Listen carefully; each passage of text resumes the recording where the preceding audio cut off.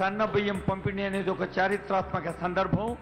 ఇప్పుడు గౌరవనీయులు ముఖ్యమంత్రి గారి చేతుల మీదుగా తెలంగాణ రాష్ట్ర చరిత్రలో ఒక తెలంగాణ చరిత్రనే కాదు, దేశ చరిత్రలోనే మొదటిసారిగా సన్న బియ్యం పంపిణీ.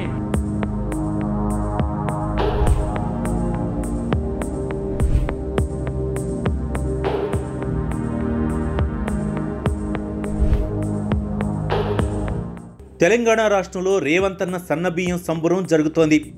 రేషన్ దుకాణాల్లో ఉగాది నుంచి సన్నబియ్యం పంపిణీ చేస్తుండటంతో పేదలు పట్టరాని సంతోషంతో ఉన్నారు. ధనికులు తినే సన్నబియ్యం బువ్వ తమ కంచంలోకి రావడంతో ఆనందంతో ఉక్కిరిబిక్కిరవుతున్నారు. దొడ్డి బియ్యంతో ఇంతకాలం అనేక ఇబ్బందులు పడిన వారికి కాంగ్రెస్ ప్రభుత్వం పెద్ద ఊరటనిచ్చింది. ఇక నుంచి రేషన్ షాపుల్లో సన్నబియ్యం పంపిణీ నిరంతరాయంగా కొనసాగనుంది.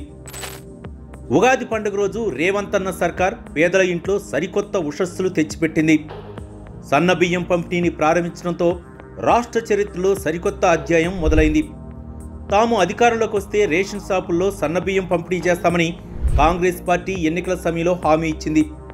పేదలు దొడ్డు బియ్యం తినలేక ఇబ్బందులు పడుతున్నారని, వారికి నాణ్యమైన సన్నబియ్యం అందజేస్తామని స్పష్టం చేసింది. ఇచ్చిన మాట ప్రకారం ప్రభుత్వంలోకి వచ్చిన 15 నెలల్లోనే సన్నబియ్యం పంపిణీ మొదలుపెట్టింది. సన్నబియ్యం కోసం గత కొన్నాళ్ల నుంచి సీఎం రేవంత్ రెడ్డి కసరత్తు చేస్తున్నారు. పౌర సరఫరాల శాఖతో ఆయన నిరంతరం సమీక్షిస్తూ దిశానిర్దేశం చేశారు. నిజానికి గత సీజన్లోనే సన్నబియ్యం పంపిణీ ప్రారంభించాలని ముఖ్యమంత్రి భావించారు. కానీ కొత్త బియ్యం పంపిణీ చేస్తే అన్నం సరిగా అయ్యే అవకాశం లేకపోవడంతో కార్యక్రమాన్ని వాయిదా వేశారు. ఈ ఉగాది నుంచి సన్నబియ్యం పథకాన్ని అమలు చేస్తున్నారు.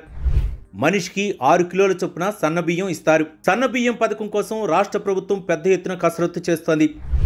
కనీసం 3,000 కోట్ల రూపాయలను రాష్ట్ర ప్రభుత్వం ఇందుకోసం ఖర్చు చేస్తోంది. దీంతోపాటు రాష్ట్రంలో సన్నవడ్లు పండించడం కోసం రైతుల్ని ప్రోత్సహిస్తోంది. ఇందుకోసం సన్నవడ్లకు క్వింటాలకు 500 రూపాయలు బోనస్ ఇస్తోంది.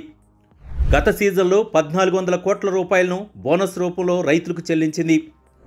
బోనస్ ఫలితంగా ఈ సీజన్లో సన్నవడ్లు పండించే రైతుల సంఖ్య రెట్టింపైంది. ఎంతమంది రైతులు సన్నవడ్లు పండించినా బోనస్ చెల్లించడానికి సిద్ధంగా ఉన్నామని ముఖ్యమంత్రి రేవంత్ రెడ్డి తేల్చి చెబుతున్నారు. దొడ్డు బియ్యం ఇయ్యడంతో పేదవాళ్ళు దొడ్డు బియ్యం ఈ రోజు వండుకుంటలేరు, తింటలేరు. ప్రతి వాడు సన్న బియ్యం తినాలన్న ఆలోచన, కుటుంబాల ఆర్థిక స్థితిగతులు మెరుగాయి. ఈ రోజు మనం పంచిపెట్టే దొడ్డు బియ్యం పేదవాడు వండుకుంటలేడు, తింటలేడు. ఇది మిల్లర్ల మాఫియా లేకపోతే దళారుల చేతుల్లోకి ఈ దొడ్డు బియ్యం వెళ్ళి 10,000 కోట్ల రూపాయలు ప్రతి సంవత్సరం దళారుల దోపిడీకి గురైతున్నాయి. అందుకే ఆలోచన చేసిన పెద్దలు ఉత్తమ్ కుమార్ రెడ్డి గారితో మాట్లాడిన, సహచర మంత్రివర్గ సభ్యులతో చర్చించిన, బట్టి విక్రమార్క గారిని ఒప్పించిన, ఇక దొడ్డు బియ్యం కాదు, ప్రతి పేదవాడికి ప్రతి ఒక్కడికి 6 కిలోల సన్న బియ్యం ఇవ్వాలి. ఉగాదో, దీపావళి, సంక్రాంతి పండుగ కాదు, పేదవాడి ఇంట్లో ప్రతిరోజు పండుగ ఉండాలి. సన్న బియ్యం వండాలి, పేదవాడి కడుపు నింపాలి. ఆ బాధ్యత మేము తీసుకోవాలి. సోనియమ్మ నాయకత్వంలో ఆలోచన చేసినాం. మరోవైపు 10 ఏళ్ల పాటు అధికారంలో ఉన్న బీఆర్ఎస్ పార్టీ ఏనాడు సన్నబియ్యం గురించి మాట్లాడలేదు.